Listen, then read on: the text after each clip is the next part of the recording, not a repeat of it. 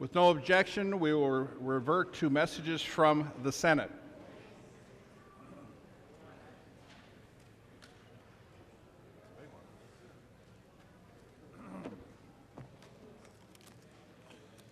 Mr. Speaker, I hereby announce the Senate has concurred in and adopted the report of the Conference Committee on Senate File Number 5, an act relating to higher education. Said Senate has repassed bill in accordance with the recommendations report of the Conference Committee. Said Senate file is herewith transferred to the House. The message signed by Joanne Emshoff, Secretary of the Senate.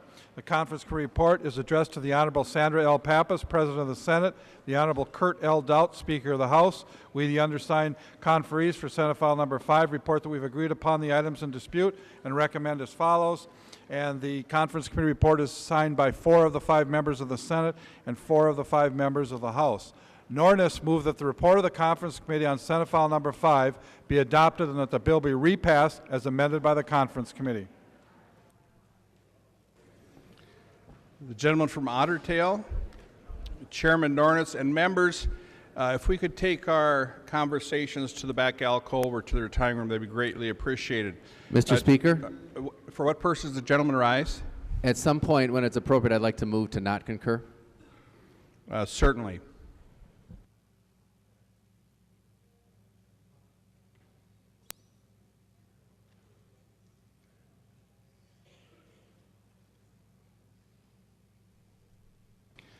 Would the gentleman from Hennepin like the author to explain the bill first, or would you like to make your motion now? You can. No, if he wants to explain the bill, that's fine, but I just Okay. wanted to make sure that we had the opportunity to move to not concur. Leader Thiessen, your motion is a higher motion, but we'll take it up after you explain the bill. Thank you for that. The gentleman from Otter Tail, Chairman Nornes. Thank you, Mr. Speaker. And members, I'd like to be, I think, the first to wish you a happy Norwegian Independence Day. Wave your flags, if you brought them. Yeah. It's easy to kind of overlook that when we're having so much other fun. I've been promised next year we're going to have Norwegian hot dogs. So, right? As a treat. So come back next year. Members, I'm very happy to present the higher education bill. I think we've come up with a bill that's good for our students, and that's what we're here for. I'd like to report that it had a overwhelming bipartisan vote over in the Senate just a few minutes ago, and I would like to explain the bill. Before I do that, however, a lot of the work is done by our staff. The majority of it is done by our staff, and I'd like to thank them at this time, Stacy and Kaylee and Lauren and right on through. There's more pressure on them than probably us. And the conferees did an outstanding job, both on the Senate side and the House side. I think we met 3-4 times, and each time had a progressive process. Marion O'Neill was one of our members over here on this side, Drew Christensen, Glenn Grunhagen, and we also included Gene Pulowski, who was a valuable part of that team. We asked him a couple of times to respond and give us some input. So we had a target of $166 million, and of that 166 million, 30 of it was specifically designated for the University of Minnesota Medical School. As directed by Governor Dayton, that was one of the requirements as we got closer to our bill being wrapped up. But that was a requirement. So that, with that out of the equation, we then were able to, in this bill, first of all, for the University of Minnesota, add another $22.2 million that goes towards student tuition relief. We have $1 million in this bill, again, going to the university for Alzheimer's research. It's Alzheimer's and dementia. And that's an important area. We wish we had more than $1 million to offer, but at this time, that's all we could work into our budget. At the same time, we urged the University of Minnesota to help accelerate a new ag program, or at least reestablishing an ag program at the University of Crookston. It's not listed in the bill. There's no dollar amount there, but we urge that that be done as quickly as possible, and that includes advertising for the program so you can have students signing up. The MnSCU portion of our budget, we were able to, we started at $105 million for tuition relief, and through the process we had to drop that number to an even 100. So of that $100 million, we get out of that $100 million for the benefit of our students a tuition freeze at our two-year schools and a reduction in tuition in the second year at our two-year schools. At the four-year colleges that MnSCU has, we have no freeze for the first year, but we do have a freeze for the second year. And those were our goals even when we were at $105 million. Other areas for MnSCU, there are some provisions, and I can go through these as quickly as you'd like, I guess, but one of the items, we have year-long teacher training, a pilot program. That's Representative Erdahl's bill. We have an agriculture teacher program, an agriculture online course, veterans in agriculture. A lot of emphasis in agriculture this year in our bill. There's a provision for foreign-born nurses. That's a Karen Clark provision. It helps those that are attempting to become nurses who have some problems with language and other things. It helps them to have the tutoring and so forth needed to be successful.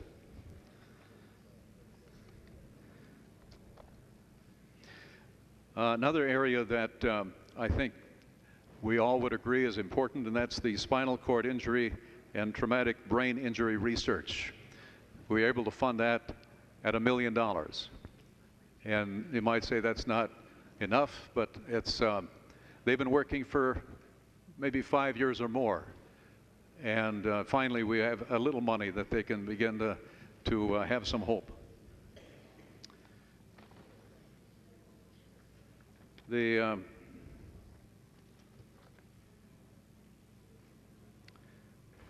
One of the other areas that I think is very important is the campus sexual assault reporting language. That's Representative O'Neill's language. And at this time, Mr. Speaker, I'd like to yield to Representative O'Neill, if you'd care to just briefly describe that portion, which I think is very important. Representative O'Neill. Thank you, Mr. Speaker and members. So I'm very proud to bring this forward. Thank you, Representative Hellstrom, for your work with me on that, as she was my co-author, and many of you on both sides of the aisle have signed on to this piece of legislation. We had stakeholders all across the board. We had the U of M, MnSCU, the privates.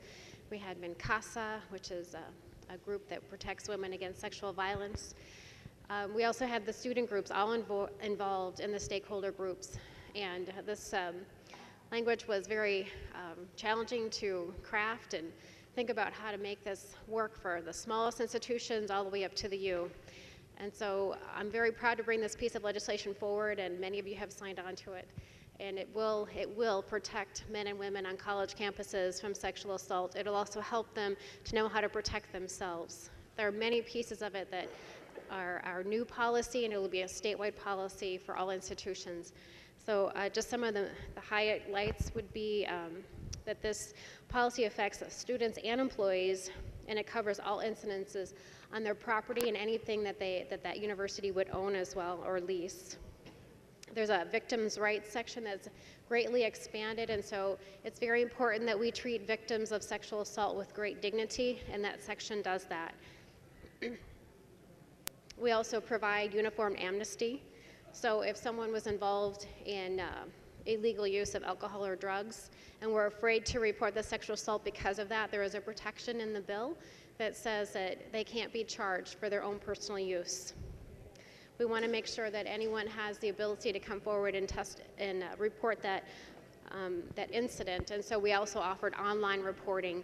That's something new that has not been done before, and I'm very excited to bring that forward. As you know, if you have kids like I do on college campuses, they all are carrying smartphones like we are, and that's the first place they go when something happens, is to their smartphone.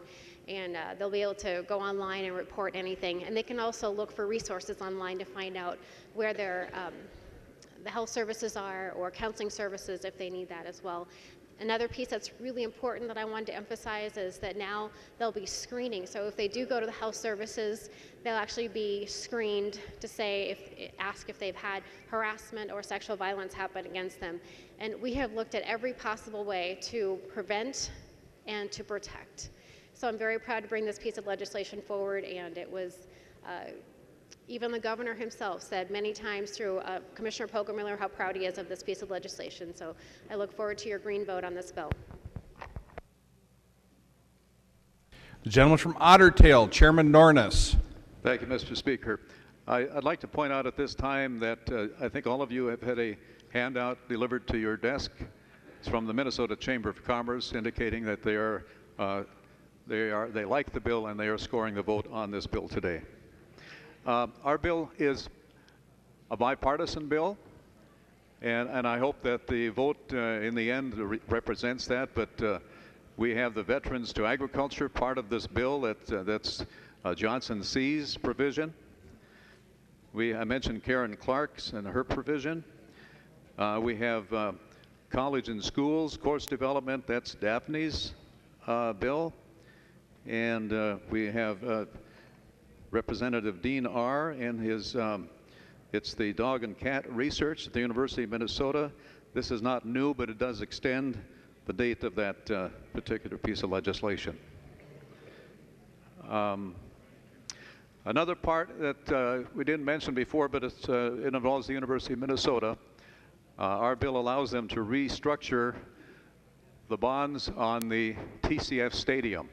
They'll be refinancing those bonds, and the savings that they will incur will be used to pre-design and design improved health, education, and clinic research facilities at the university. The other part that's important to note, the savings in the year 2029 and 2031 will cancel to the general fund, and that will be a benefit to the state of Minnesota. We raised the caps on the state grant program equal to the highest tuition and fees charged by public institutions, and that's something, again, that helps many students here in Minnesota. We hope that in the end, we're going to be able to help students again to keep their cost of education down. That helps all Minnesotans, not just the students, but the families that are paying the tuition. And we did have an amendment last night that again sends a message to the university of how they can be creative. And at this time, Mr. Speaker, I'd like to ask Representative Gruenhagen to yield, please. Representative Gruenhagen. Oh, thank you, Mr. Speaker. I had the privilege of serving on the Senate Conference Committee. I want to thank Chair Nornes and also Chair Bonhoeff from the Senate for their leadership, and I especially want to thank the staff for their input and critiquing of the process. This represents a bipartisan bill. Senator Bonhoeff took some of my ideas on the enhanced performance benchmark, and I sincerely appreciate her understanding in that area. Also, several of the amendments that I offered were adopted. But members, I had asked for a handout to be sent, and it has to do with tuition. I think all of us recognize we have a student debt crisis in this country. And one of the handouts that you'll be receiving eventually, I thought it would be out there already, it shows where the tuition for resident versus non-resident students are for the University of Minnesota relative to the Big Ten, or the 13 colleges in the Big Ten.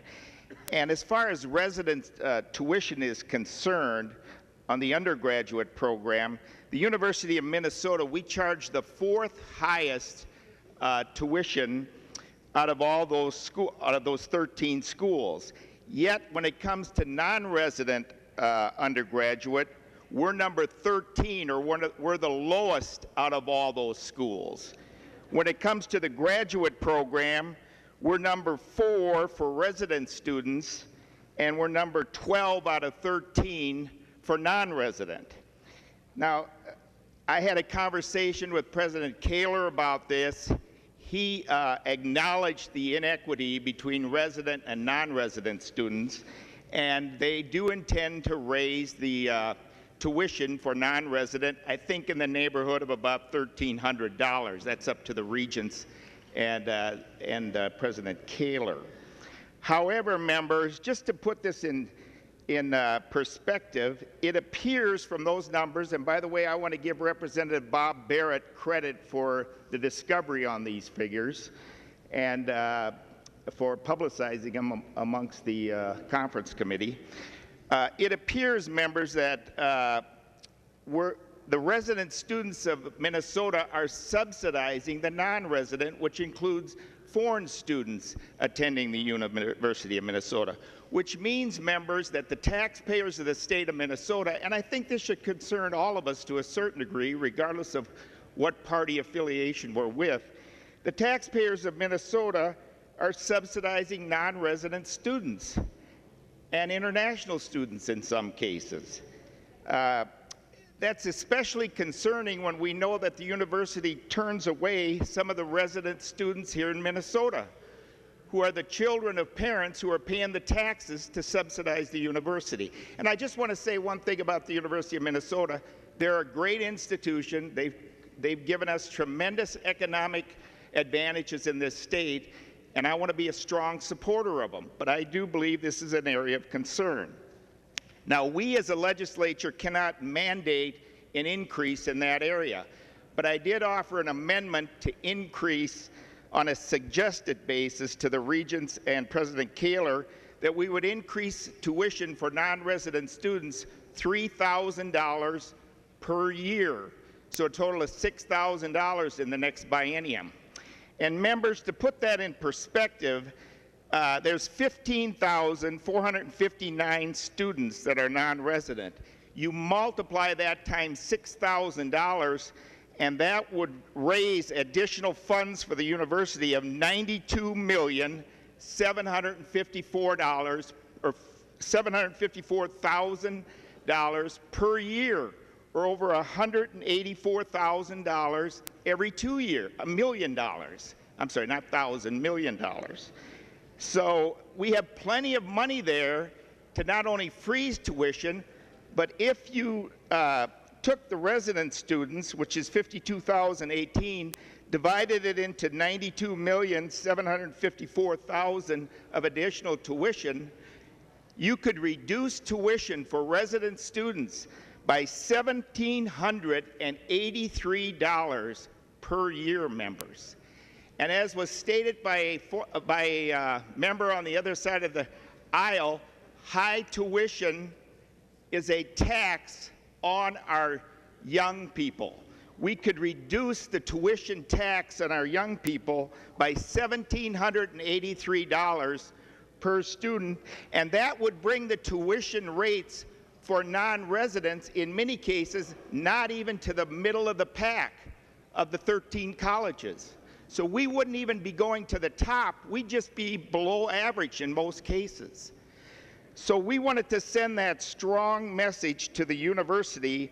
Unfortunately, the Senate side of the conference committee voted it down. So members, when you receive this handout, which I hope you eventually receive, I think we should broadcast that in all of our districts, regardless of party affiliation, and we need to bring this back into balance. Now, President Kaler didn't do this alone, but I think, and he said there's certain strategies to attracting some students, and I know if you raise tuition, you might lose some non-resident students. But members, this is, I think, an egregious problem for our resident students, and we know that student debt is at a crisis, and we have an opportunity working with the University of Minnesota to reduce that tuition at the university, not only to freeze it, but actually to reduce it by over $1,700 per year. And that's just moving us to the middle of the average, or slightly below the middle of the Big 10 or the 13 schools. Thank you, members. I encourage you to vote green on this. I think it's a good compromise bill, and I appreciate again the staff and the leadership of the chairs. The gentleman from Otter Tail, Chairman Nornes. Thank you again, Mr. Speaker. Just a couple more things I want to point out before we go to questions. I mentioned it's a bipartisan bill. We've got a provision in here that Representative Norton has dealing with completion plans for MnSCU and the University of Minnesota. Zelster has a provision in this legislation that deals with post-secondary study abroad programs. And there's another program, or another goal, I guess, that we've set that I should mention, and that's the attainment goal. This goal is for post-secondary degrees or certificates to be increased by at least 70% by the year 2025. It's a very ambitious goal, and there will be required a report each year. Members, I think that covers kind of the highlights of the bill. We'll stand for questions. Thank you. For what purpose does the gentleman rise? I'd like to move to not concur, Mr. Speaker. Thiessen moves that the House refuse to adopt the Conference Committee report on Senate File Number 5 and that the bill be returned to the Conference Committee. The gentleman from Hennepin, Leader Thiessen. Thank you, Mr. Speaker, and if I could get a roll call as well. Roll call having been requested. Are there 15 hands? Seeing 15 hands, there will be a roll call. Thank you, Mr. Speaker. Well, I'll try to get right to the point on this motion. What we have in this bill, unlike we did over the last 2 years, when we faced actually a $627 billion deficit and a several $100 million school debt to repay, where we froze tuition for all Minnesota students in this state. In this bill, we're imposing a tuition and debt tax on most of the students in this state. And that is not the right place for us to be. You know, you're leaving $1 billion on the bottom line. If you would have taken 80 million of that, 80 to 85 million of that, you could have frozen tuition for students in this state. But you need to leave that money on the bottom line so you can come back next year and give your big corporate tax cuts to the people that own skyscrapers in downtown Minneapolis, to the owners of the Mall of America, not to your constituents, but to those folks. So you're imposing a tax on the families and the college students of this state, which is exactly what tuition is. You always like to talk about the money coming out of people's pockets. Tuition comes out of people's pockets just like taxes do. And you're imposing that tuition tax, that debt tax, and in fact it's worse, because these folks, instead of a tax payment where you pay your tax and you're done, when you raise tuition and people have to take out debt, they don't only have to pay the tuition, they have to pay the interest on that tuition. It's like charging people interest on their taxes. That's what you're doing to the people of Minnesota in this bill. And not only that, you're lifting the cap on the ability of the MnSCU system at the four-year colleges to raise tuition. You know, we had a cap in place, and now you're getting rid of that. So under your proposal at the four-year institutions, MnSCU could raise the tuition 6-8%, and then you're going to freeze it the next year. But the fact of the matter is, you're already going to see the ability for a huge tuition increases at all of those colleges, at St. Cloud State University, at the University of Minnesota at Mankato, at four-year institutions all across this state. So we should send this back. We should go to work and get better and more money to put into this. All we need is 85 million of that billion you're leaving on the bottom line, and we could solve this problem. And we could also solve the problem of the fact that for the first time in my memory, you're treating one set of our institutions, the University of Minnesota, and I would, think Representative Backer and Representative Keel would want to pay a lot of attention to this. You're treating the University of Minnesota substantially different than you're treating the MnSCU system. And that's just not right either, because both institutions are important. They're hugely important economic engines for the state of Minnesota. So we should send this back, fix this bill up. Let's not impose this tuition and debt tax on the people, the families, the students of Minnesota. Let's instead get the kind of bill that we were able to pass in a time of deficit, where we actually were able to freeze tuitions for those families. Thank you, Mr. Speaker. Discussion to Leader Thiessen's motion.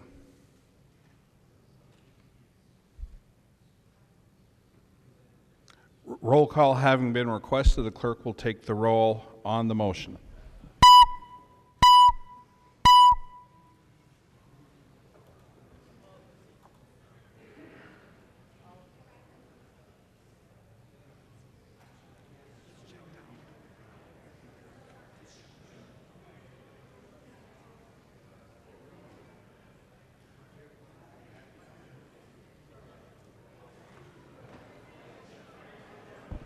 The clerk will close the roll.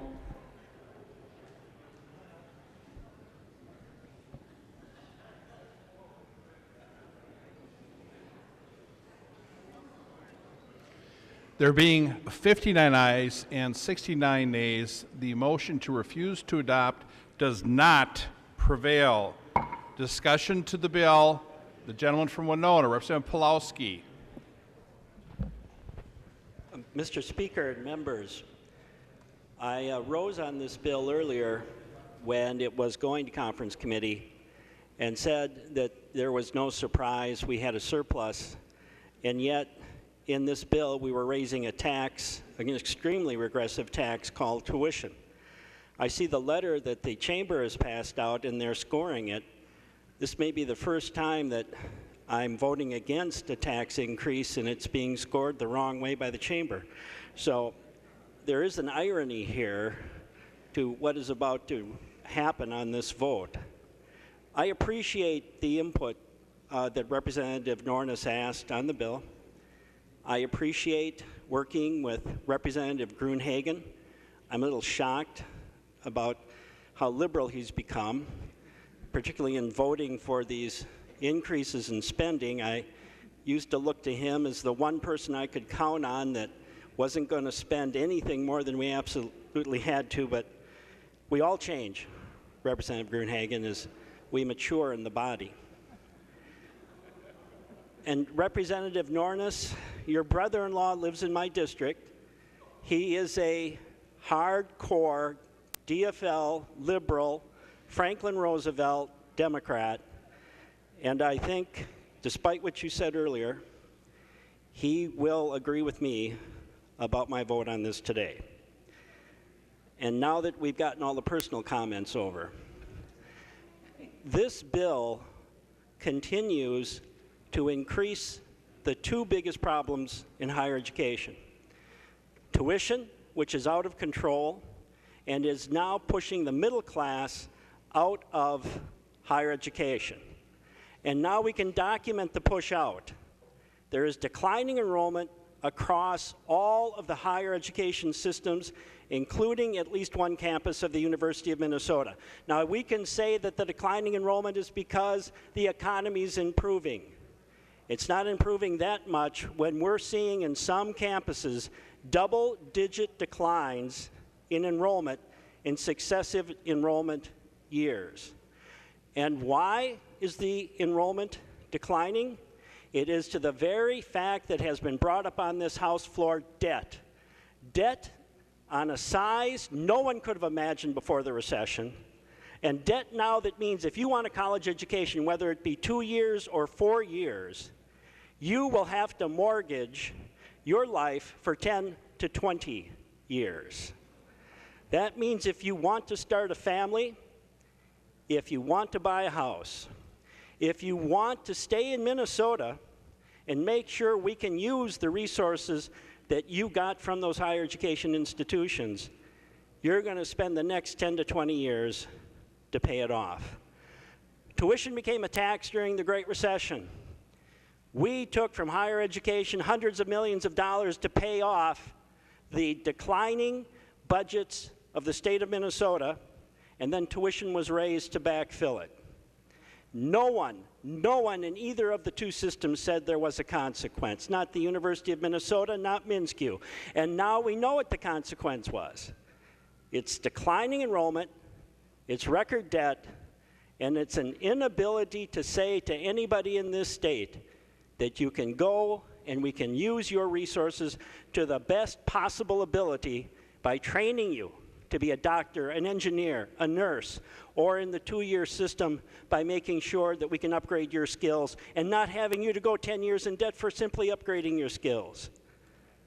This is a tax increase, and it's regressive. It's so regressive that I would bet almost everybody in this floor knows somebody that's paying it off now, and they're paying it off in a big way. So the problem is before us. It's tuition. Tuition increases that ran unabated and that continue in this bill. It's record debt, and it's going to be declining enrollment. I would hope that we would not pass the bill, that we would use the surplus. We have a surplus. We don't need to increase a tax on students. The surplus is here. We should use it. The gentleman from Hennepin, Representative Carlson. Yes, Mr. Speaker, members, I encourage a no vote on this bill, and I want to point out a couple of things. Representative Pawlowski did a very good job of outlining some of the problems with the bill, but a few things I'd like to add. And by the way, I have relatives of yours in my district as well, and I'll ask them, but I have a sneaking hunch, you and I have talked about their politics, that they probably are going to agree with what I'm about to say as well, but I won't speak for them until I talk to them. But at any rate, we've spent some time talking about tuition, and tuition is an important component. But when you're talking about attending one of our colleges or universities, you really have to talk about the cost of attendance. And let me show you what I mean. I just looked up for the U of M. Tuition this current year is $13,626. But then you have to add in dorm fees, fees for rent, cost of living or whatever, and that's estimated for the average student to be $8,564. Then on average books, and that's an average, some of them can be much higher than this depending on your major field, about $1,000. So the cost of attendance at the University of Minnesota is about $23,190 by their estimates. So that's not inexpensive. But now where I am going with this is that not too many years ago, we had a policy in place that students paid 1/3 of the cost of instruction. That has virtually doubled. So many of the people in this room, when you were attending a college or a university in Minnesota, if you attended a public institution, you were paying 1/3 of the cost of instruction. The state of Minnesota covered the other 2/3. Well, with the various cuts, and quite frankly, I'm going to be political enough to say that every darn time the Republicans are in control, we back away from our investment in higher education. This is another example. A few years ago, you cut $400 million from our public colleges and universities. And then you talk about tuition and debt. Well, let me tell you, it's your side of the aisle that's driving it. And if I feel rather strongly on this, I do. And I'm beyond that. I'm not paying for the college education of my children any longer. They've graduated. But I'm concerned about society as a whole and the young men and women that are in our high schools now, that Johnny or Molly that want to attend one of our public colleges or universities, and you're driving their costs. Now, you can talk about the 2 years. That's fine. You're freezing the tuition there, but an awful lot of our young people are attending a 4-year college or institution, our state universities and the University of Minnesota, and you're driving the cost. Now, one of the chancellors of the state universities pointed out a few years ago, he said, you know, when you start talking about student debt, you have to keep in mind we're dealing with a lot of young people, and they do things like fall in love and get married. And then you've got 2 debts that they have to pay. And at that point, they want to go out and they want to start a family. They want to buy a car. They want to buy a home. And they have a huge student debt. In many instances, they've got 2. So keep in mind what you're doing. Now, the Chamber of Commerce, I'm absolutely shocked that they endorsed this tax increase on students. I thought they were opposed to tax increases, as Representative Pulowski pointed out. But apparently there are certain tax increases that are okay. A tax increase on our families that are trying to send their son or daughter to a college or a university in the state of Minnesota. We're just simply driving the debt. There was comments about non-resident. Keep in mind that non-residents, and by the way, Minnesota with non-residents, there's a good positive outcome with this. They're paying currently at the U of M Twin Cities almost $21,000. You add that the cost of residents and so on. That's another. That's the same for anybody. That's another $8,564,000 another $1,000 or thereabouts for books. So an out-of-state student is paying about $30,440. But one thing you have to keep in mind: Minnesota has historically been a huge draw by bringing in some of the best and the brightest, quite frankly, from other states. And there's a huge tendency once they're here, once they get an education in Minnesota, and this is true whether we're talking our public or our private institutions, they have a tendency to stay. And we're really a magnet in that regard. So I think you have to be a little bit sensitive to what we're charging out-of-state students. That's one of the reasons that we have such a large reciprocity program with our neighboring states, Wisconsin, North Dakota, South Dakota, a very minor one with Iowa at a couple of institutions there, maybe just one technical college. And then we actually have some reciprocity with one of the Canadian provinces, which generated quite a hockey debate here at one time on the House floor. But I'm digressing there a bit. But this bill should be defeated. It's unfortunate that you didn't go along with the minority leader's motion and send it back to conference committee so it could be improved. But let's vote no. There's still time to rewrite this, put some additional funding in to cover at least our four-year institutions, to put them on equal footing to help protect our students, their futures, their livelihoods. The gentleman from Ramsey, Representative Mahoney. Thank you, Mr. Speaker. Members, I typically don't get up on the higher ed bill. I served on it many years ago, and for whatever reason they took me off. It must be my educational level, but because I just went to a trade school. And members, I want to assure you that I don't have any relatives of Bud in my district. Just I don't have them, so I don't have to check. This higher ed bill has got one small provision. It takes up about a page.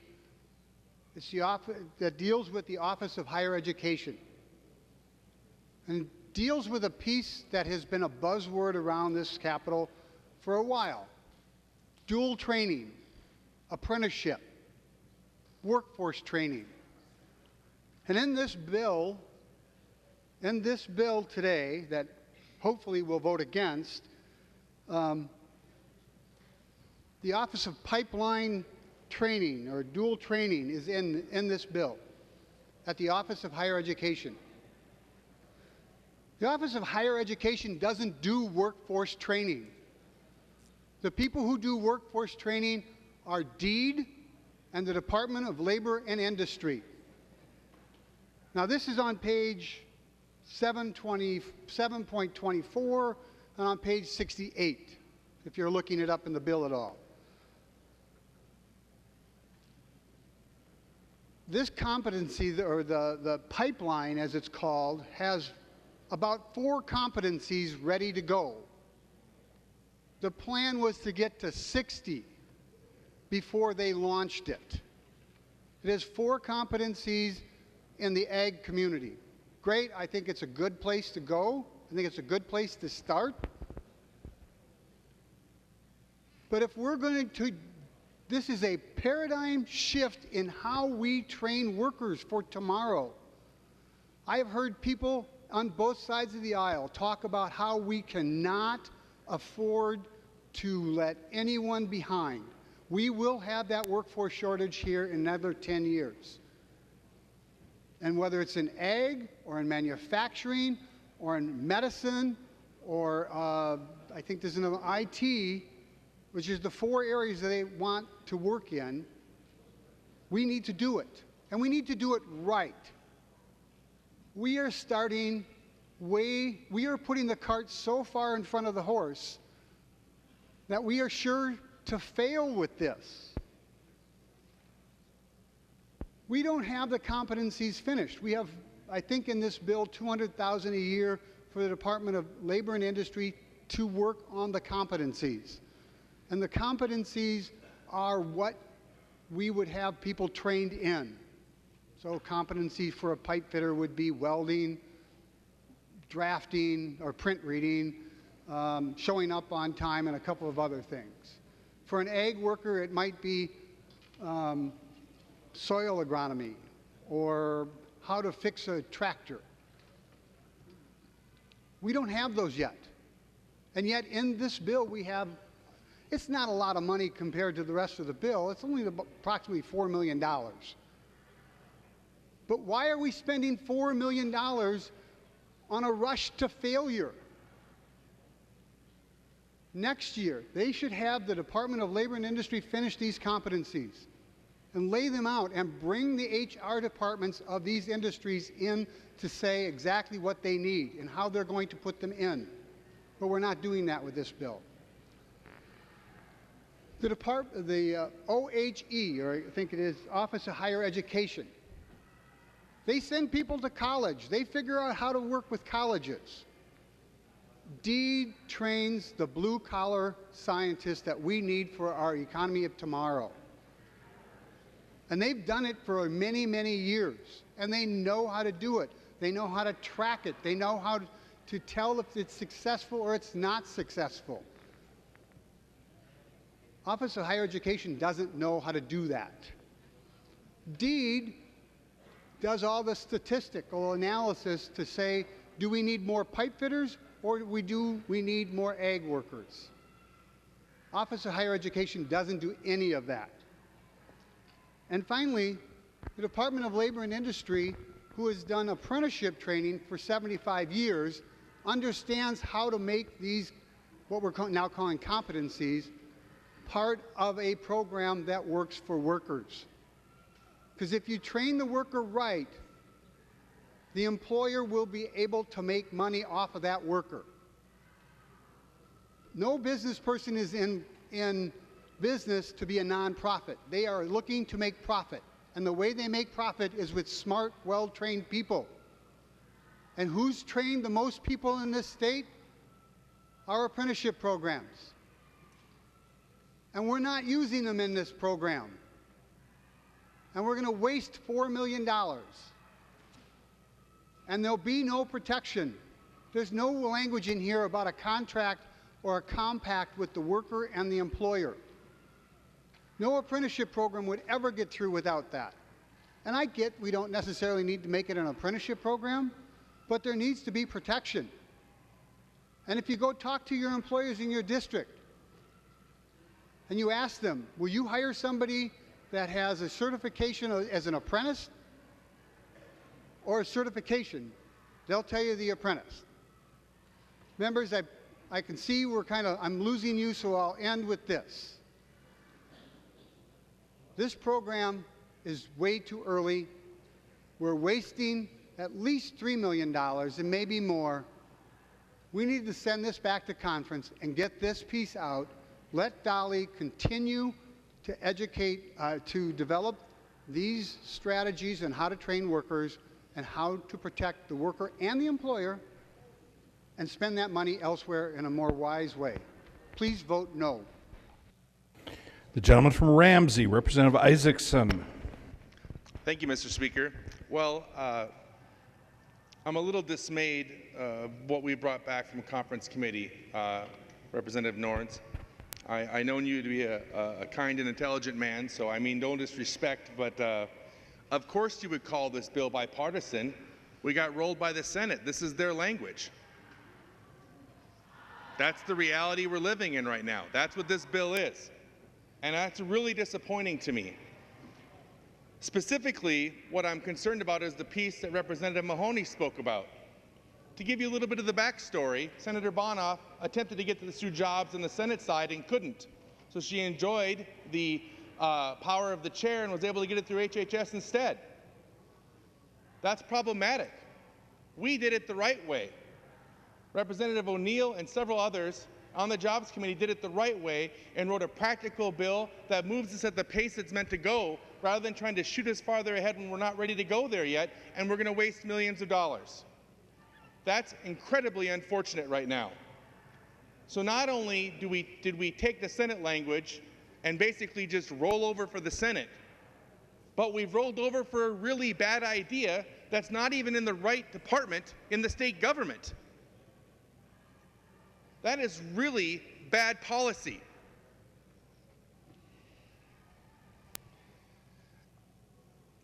I really want to see that this bill, because what Representative Mahoney was referring to is correct. This idea in general has a lot of potential for really shaping the way we get some workers out into the job market. It has a lot of potential to do a lot of really good things. But like good things, it takes a little bit of time to make.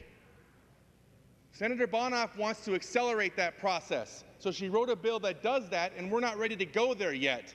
Yet the House has decided to roll over for them and give them everything they wanted. Read the bill, then read the House language. We adopted a House language in the Jobs bill, but she couldn't get it through the Jobs bill in the Senate, folks, so she had to go through her own committee to do it. Now we're stuck with this really bad idea that doesn't reflect, gosh, I hope it's not mine, that doesn't reflect what needs to be done. Go look at Representative O'Neill's bill and then go look at what Senator Bonoff put in there. It's clear as day. But instead of taking what was good language or keeping it in the correct committee, we've decided just to take what the Senate's doing. That is an incredibly unusual behavior, I think, in watching how we operate in the House. And I am very disappointed by that we decided to go that route and allow Senator Bonoff to dictate higher education policy for the Minnesota House. Because, my friends in the GOP, that is exactly what you're doing right now. And I think it's disgusting, and I hope you vote no on this bill. The gentleman from Itasca, Representative Ansels. Thank you, Mr. Speaker. I wasn't really going to speak about this because I'm really fearful that there's going to be another one of those nasty cards in my mailbox when I get home calling me a big spender. Well, despite the Chamber of Commerce's endorsement of this bill and the almost laughable phrase that this legislation is going to provide a greater supply of skilled workers in Minnesota, I just have to make a couple of comments. And if I'm judged as a big spender, so be it. Can't think of anything better to spend money on than on young people trying to get ahead and to get a good public education. You know, for generations on the Iron Range, we have been so fortunate to have 5 community colleges.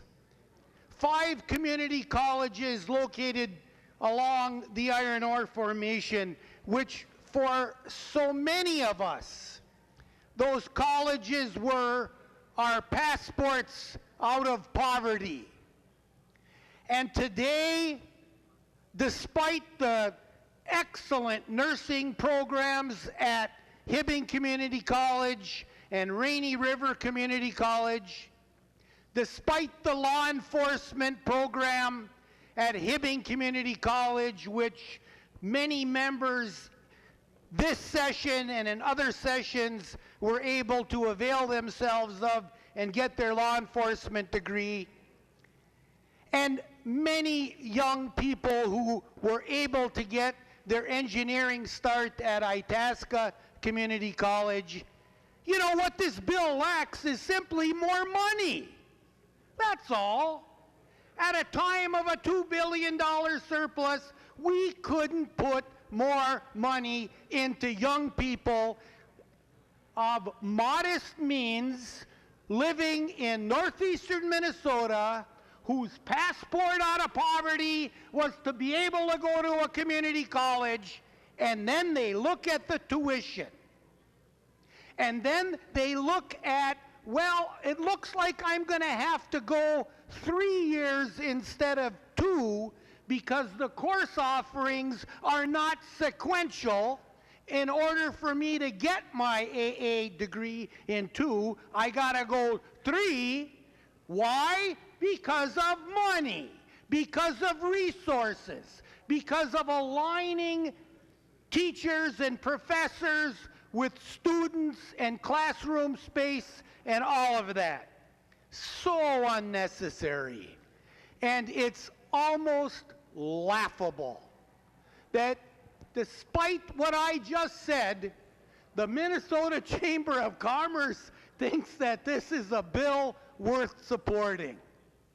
I say vote no. Vote for young people. Vote for community colleges so that community colleges can continue to be passports out of poverty for young people on the Iron Range. The gentleman from Otter Tail, Chairman Nornes. First of all, Mr. Speaker, I'd like to have a roll call on this vote. Roll call. I'm going to request are the 15 hands. Seeing 15 hands, there will be a roll call. Chairman Nornes. Members, I may have neglected a couple of areas here, and I hope I can bring this back to kind of a sensible level. Again, we're talking about kids. There's nothing in the language that raises taxes, nothing in the bill that raises tuition. It's just the opposite. We raised $7 million additional money goes into the state grant program. That's good for kids. We raised the cap. That's good for students. One of the provisions in here that the governor wants, besides the $30 million to the University of Minnesota, we put $800,000 in here for the American Indian scholarships. That's very important to him. We also have a 2-year vocational program, tuition assistance, that'll be beginning, and that's another positive for our students in Minnesota. That's a pilot program, and we hope that works. So, in addition to that, for the students that have graduated and have debt, we have added $300,000 to a student debt counseling program to help them figure out how they can restructure their debt so that they can get on more firm footing. So, I ask for your support on this. It's interesting, between the two bodies, only 8 voted against it in the Senate. I'm hoping we have a similar percentage here today when we get down to voting for the bill. Thank you very much. Further discussion. Mr. The gentleman Speaker, from Winona, Mr. Representative Speaker, Pulowski. I stand just for a correction. There are tuition increases in this bill. Tuition increases for the Minsky system in the first year to 4 years, and tuition increases for the University of Minnesota. How exactly high they will be decided by the regents and by the trustees, but there will be tuition increases and there will be increased debt. Further discussion on the motion for adoption. Roll call having been requested, the clerk will take the roll.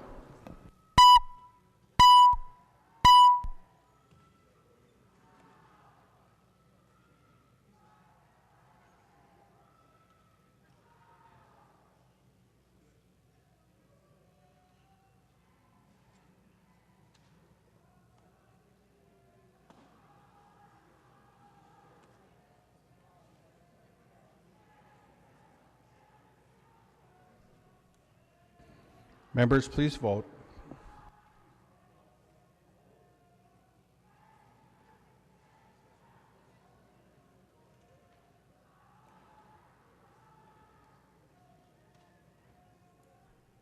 Clerk will close the roll.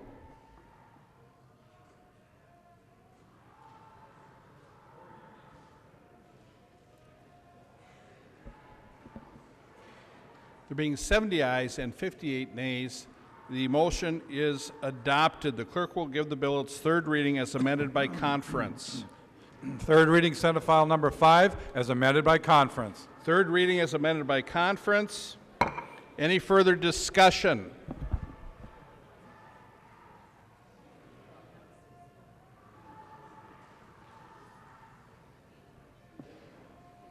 The clerk will take the roll on the conference report.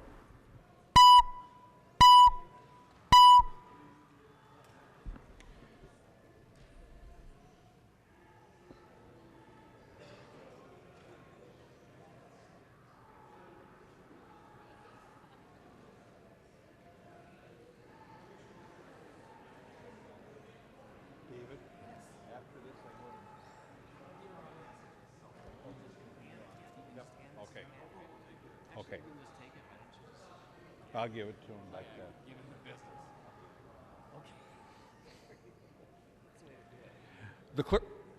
The clerk will close the roll.